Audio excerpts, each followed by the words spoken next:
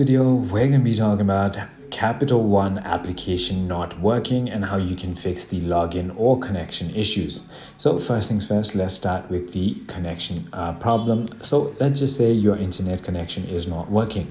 How can you identify it? You can simply go ahead and try enabling your mobile data and turning off your Wi-Fi and try to load up your app on a cellular.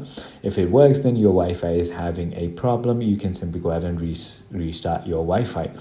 But you could also try airplane mode on and airplane mode off for quick network reset, just like that. Now the second thing is going to be by closing the application and opening it one more time to go ahead and check if it works.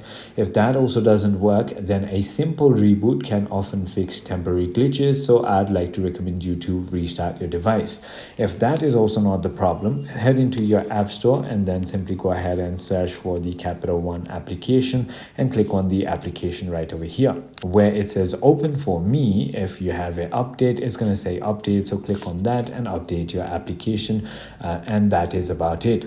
I hope this video clarified everything that you needed to know. If it did, hit that like button and I'll see you on the next one.